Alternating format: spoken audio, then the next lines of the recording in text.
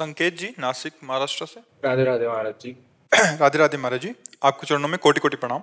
महाराज जी, पिछले काफी महीनों से आपको सुन रहा हूँ। जब सुनता हूँ तब प्रश्नों के उत्तर आसानी से मिल जाते हैं, पर कभी कभी परिस्थिति ऐसी उत्पन्न होती है कि जैसे हार का सामना कई बार करना पड़ता है तो आत्मविश्वास कम हो जाता है इत्यादि। आपको ही नहीं करना पड़ता, सबको करना पड़ता है, पर आत्मविश्वास कम हो जाना नहीं होता है। ये कायर पुरुष का लक्षण है। हारने पर एक जोश पैदा होता है कि अब की बार तो मैं परास्त हो गया, लेकिन अब की बार ऐसा उठूंगा कि ये मुझे परास्त नहीं कर पाएगा। आप भगवान के अंश हैं, इस बात को समझिए। परास्त होना या विजयी होना ये खास बात नहीं है, लेकिन आत्म उत्साह टूट जाना ये खास बात है। आज हम विजयी हुए हैं तो कल हम पराजित भी हो सकते हैं। बहुत बड़ा योद्धा है काम, क्रोध, लोभ, मोह, मद, मत्सर। अगर हम आज हारे हैं तो कल विजयी भी हो सकते हैं, क्योंकि हम भगवान के अंश हैं, भगवान का भजन करते हैं, सत्शास्त्र का श्रवण करते हैं, सत धर्म में चलते हैं। हार हो गई तो निराशा नहीं, आत्मविश्वास नहीं टूटना चाहिए। आत्मविश्वास टूट गया तो रह क्या गया हमारे पास? फिर कुछ नहीं रह गया। हारने पर एक जोश आता है, अब की बार चूक गया, अब की बार नहीं चूकूंगा। फिर चूक गया, अब की बार चूक गया, आपने एक दिन वो ऐसा महात्मा बन जाएगा, एक दिन वो ऐसा विजयी हो जाएगा, हर दोषों पर विजय। आत्मविश्वास टूटा तो रह क्या गया? आत्मविश्वास तो हम जिंदगी भर नहीं तोड़ेंगे, मरते सांस तक हम कोशिश करेंगे किसको हराएंगे। आप हमारी बात को समझ रहे हो? 1000 बार हारने के बाद भी हम ताल ठोकेंगे कि हराएंगे तुम्हें, तब विजय मिलती है। इसमें ये तो सोचना ही नहीं कि हार गया तो अब विजय कैसे में। हार तो बड़े बड़ों को होती है, बड़े बड़ों चूक हो जाती है, बड़े बड़े पहलवान चूक जाते हैं। हाथ मिलाया, दांव में फंस गए तो उससे कमजोर वाला उसको मार दिया। फिर ये तो त्रिभुवन विजयी हैं, काम, क्रोध, लोभ, मोह। ये कोई हमारे तुम्हारे ऊपर विजय थोड़ी, पर त्रिभुवन विजेता है। और परम पद प्राप्त किया जाता है इन्हीं विजेताओं को परास्त करके। तो वो बल कौन सा है? भगवान का आश्रय, गुरु चरण सेवन, गुरु कृपा बल नाम। इन्हीं से हम इन त्रिभुवन विजेता काम, क्रोध, लोभ, मोह, मद, मत्सर पर विजय प्राप्त करते हैं। आत्मबल तो बिल्कुल नहीं नष्ट कर। खेल में उत्साह बढ़ना चाहिए। हारने पर उत्साह टूट जाए वो कच्चा खिलाड़ी। सुख दुखे समय कृत्वा लाभा लाभो जया देव। सुख में, दुख में, लाभ में, हानि में, जय में, पराजय में समान भाव रख करके हमें खेल में कूद पड़ना है। अरे नहीं, हमारे यार जब गंदा आचरण अपना फल देता है तो मैं हार जरूर गया, लेकिन मैं राधा राधा रटता हूं, शास्त्र स्वाध्याय करता हूं, संत संग करता हूं। एक जगह मैं हार गया तो क्या मेरा जीवन नष्ट हो जाएगा? क्या ये नाम नष्ट हो जाएगा? क्या ये सदाचरण नष्ट हो जाएंगे? असदाचरण तो नष्ट नहीं हुए, उनको भोगना पड़ रहा है, तो सदाचरण कैसे नष्ट हो सकते हैं? मुझे उत्साहित होना है। एक बार चूक गया फिर उठूंगा, फिर गिरूंगा, फिर उठूंगा। ऐसे करते करते मैं इतना मजबूत हो जाऊंगा कि कहाँ गिर गया, किस कारण से गिरा, ये मैं कमी पकड़ पाऊंगा और निकल जाऊंगा। और सच्ची बात है बच्चा, गिरना तभी तक है जब तक अहंकार है इस मार्ग में। और जब अहंकार नष्ट हो गया तो कोई गिरा ही नहीं सकता है। जब तक अहम होता है कि मैं लड़ सकता हूं, तब तक हारना है। और जब ऐसे हो जाता है, ऐसे कौन होता है? आत्मसमर्पण कौन करता है? बलहीन। बलहीन आत्मसमर्पण करता है तो महाबल उसको स्वीकार कर लेता। महाबल है भगवान गुरुदेव, फिर उसको कोई नहीं। सुनेरी मैंने निर्बल के बलराम, निर्बल के बलराम। और जिसके बल भगवान, उसे सीम की चाप सके को तासु, बड़ रखवार रमापति जासु। जिसके रखवार भगवान है उसको ये संसार प्रपंच, ये नाना प्रकार की निंदा, स्तुति, घृणा, ये सब यही भरा हुआ है। आगे बढ़ो, हारना नहीं, हारना नहीं, अंदर से हारना नहीं। बाहर से अगर हार हो जाती है तो कोई बात नहीं, खिलाड़ी ही हारता है, दौड़ने वाला ही गिरता है। गिरा हुआ पड़ा है वो क्या गिरेगा? इसलिए अच्छे बालों को आगे बढ़ो। निराशा नहीं होनी चाहिए, उदासी नहीं होनी चाहिए, और जिद्दी स्वभाव बनाओ। एक बार हार गया तो अब मैं अपने को इतना पुष्ट करूंगा कि हारू नहीं। फिर हार गया तो फिर आजकल क्या होता है, आत्मबल, आत्मोत्साह नष्ट हो जाता है। स्कूल में हार गए, परीक्षा में फेल हो गए, बच्चे आत्महत्या के लिए तैयार हो गए। आत्मबलहीन होने के कारण तो हो गया। किसी ने ब्लैकमेल किया हो, आत्महत्या के लिए तैयार हो गए। किसान की फसल नष्ट हुई, आत्महत्या के लिए तैयार हो गए। कहीं हम हार गए तो हम, अरे ऐसे हमें ये छोटी मोटी बातों में हम अपने अमूल्य जीवन को नष्ट कर देंगे। नहीं, आज अगर अभी आप अपनी मृत्यु स्वीकार कर ले कि मैं मरा, तो आप लाखों को भयभीत कर सकते हैं। तुम्हें देख के लोग भयभीत हो जाएंगे क्योंकि केवल तुम सोच लो ना, एक ही बार तो मरना, मैं मरा, अब देखता हूं कौन मेरे, सब भयभीत होने लगेंगे। ये आदमी मूडियल है, कब कहां, इसको कोई भय नहीं है, अभी अभी। तुम इतने कमजोर क्यों बनते हो? ऐसे काम क्रोध लोभ ये भेड़िए की तरह बच्चों को डरवाते हैं, ज्ञानियों को नहीं। जिनको सच्चा ज्ञान हो गया, भगवत मार्ग पति को जालते हैं, ये पूछ दबा के भाग जाते थे। अगर ऐसा ना होता तो संत जन कभी भगवान को प्राप्ति नहीं कर पाते। और संत का वही स्वरूप होता है जो शास्त्रों में वर्णन है।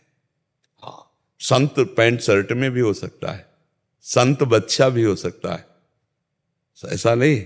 श्री सुखदेव जी 16 वर्ष के है ना, और बड़े बड़े ब्रह्म ऋषि खड़े होकर उनका स्वागत कर रहे हैं। 5 वर्ष के ध्रुव जी है, अटल पदवी प्राप्त की। 5 वर्ष के प्रहलाद जी सबसे बड़े महापुरुष हुए। नहीं तो ऐसा नहीं हो सकता कि हम पीले पहने हैं तो संत हैं, आप बनियान शर्ट पे हो तो आप संत नहीं। नहीं, संत लक्षण होते हैं। तो भगवान संतों को प्राप्त, देखो विभीषण से कह रहे तुम सरीखे संत प्रिय मोरे। अब विभीषण जी कौन सा वेश रखे? राजमंत्री हैं, रावण के भाई हैं, लेकिन उनका हृदय संत है। भगवान हृदय की बात को देखते हैं, हृदय से कभी नहीं हारना चाहिए। ये तो पक्का समझ लो, ये हम सबके लिए प्रार्थना करते हैं कि किसी भी परिस्थिति में हारना स्वीकार मत करो। आत्मबल को छीण कर देना ये बड़ी हाल होगी।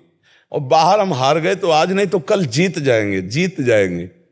आप खेल में देखो ना, कहीं परास्त होता है तो कहीं विजय कप लेके आता है कि भाई हम जीत गए, होता है कि नहीं? आप देखो ना, प्रगट लीला में देखो संसार में, तो तुम भगवत मार्ग के पथी को हारना नहीं। परिस्थिति तो आती है, किसके जीवन में परिस्थिति नहीं आती? किसके जीवन में संघर्ष नहीं आता? भारी से भारी कष्ट भोगने पर भी अपमान, निंदा, तिरस्कार धर्म में चल रहा है तो कम से कम अगर कोई कह दे वाह भाई वाह, तो एक उत्साह मिलता है ना। नहीं, वो और उसको गाली देगा। धर्म पे चल रहा है, सत्य पे चल रहा है, उसको गाली मिलेगी, निंदा मिलेगी। अब चल, जैसे कोई नंगे पैर चल रहा है तो कांटे बिखेर देगा, अब चल। ऐसा है परमार्थ की परीक्षा। और अगर पैर रख दिया कांटे पे तो कांटा नहीं होगा, फूल होगा। इस मार्ग पे चलने वाले के मार्ग में जो कांटे बिछाए जाते हैं, बिछाने वाले के लिए तो त्रिशूल का काम करेंगे, लेकिन जो पग रख देता है उसके लिए फूल है।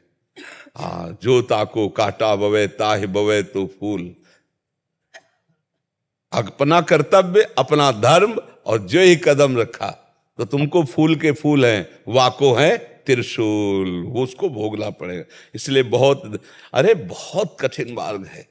इसलिए तो लोग विषयों में भ्रमित हो जाते हैं कि बहुत कठिन मार्ग, और सह गए तो आप निकल गए, माया से मुक्त हो गए, परमानंद की बाढ़ आ गई, मृत्यु का भय नहीं। भक्तों का जब शरीर छूटता है तो जानते हो कैसे मृत्यु होती है? जैसे हाथी के गले से बड़े हाथी के फूलों की छोटी बाला टूट जाए तो पता भी नहीं चलता, ऐसे कब मर गया।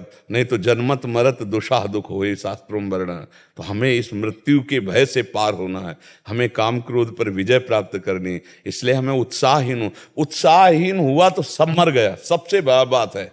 जीते जी आज डिप्रेशन में लोग क्यों हो रहे हैं? पापाचरण कर रहे हैं, उत्साहहीन हो रहे हैं, आनंद है नहीं अंदर, तो बस सोच करके खोखला होते चले जा रहे हैं। नहीं, हमें उचित सोच करनी है, हमें उत्साह प्राप्त करना है, हमें हर समय प्रसन्न रहने की कला सीखनी है। मनुष्य जीवन यार ऐसे सब रुपए के लिए परेशान, कहते क्या रुपए में आनंद है? आप विचार कर देखो, रुपए में आनंद है? नहीं यार, अगर रुपए में आनंद होता तो रुपए वाले आनंदित हो जाते ना, लेकिन नहीं आनंदित है भाई, नहीं आनंदित है। बहुत बड़ा भ्रम है ये कि हमें रुपया मिल जाए, हमें अमुक सामग्री मिल जाए, हमें अमुक मिल जाए तो मैं सुखी हो जाऊं। नहीं हो सकते तुम सुखी जब तक भगवान नहीं मिलेंगे। जब तक भगवान नहीं मिलेंगे कोई सुखी नहीं हो सकता, पक्का समझ लो। रुपया कोई खास बात नहीं है, खास बात है नाम जप और विचार से सुख प्राप्त होता है। जब कोई निंदा करे, जब कोई विघ्न डाले तो तुम तुरंत समझ जाओ कि अब हमारी भूमिका बदलने वाली है, मुझे प्रश्न का उत्तर देना है। तुम गाली दो, मैं मुस्कुरा के निकलता हूं, तो आध्यात्म की भूमिका बदल जाएगी। हमारी बात समझ लो। और ये बड़े बड़ों को सामने गाली सहना पड़ा है। सामने भगवान जब अवतरित हुए थे, स्वयं समझा रहे हैं दुर्योधन को, समझ में आ रहा है क्या? वो मान ही नहीं रहा भगवान को, भगवान नहीं मान रहा है। भगवान समझा रहे समझ, तो हम तो भगवान के दास है, हमारी बात सबकी समझ में कैसे आ जाएगी? ये कभी सोचे ना कि हम सतमार्ग में चल रहे हैं तो हमारी बड़ाई हो। घर वाले प्रतिकूल हो जाएंगे, पड़ोसी प्रतिकूल हो जाएंगे, बगल से ही निंदा होने लगेगी। अब चलो, अगर छोड़ के बैठ गए तो फिर असली हार हो गई।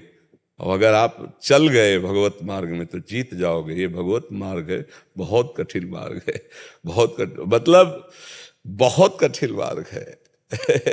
मतलब बस यही कठिनता को झेल जाए तो परम पद मिल जाता है, परम पद मिल जाता है। कदम कदम पे परीक्षा, कदम कदम पे विपरीतता, उसकी जो सच्चाई से चल रहा है।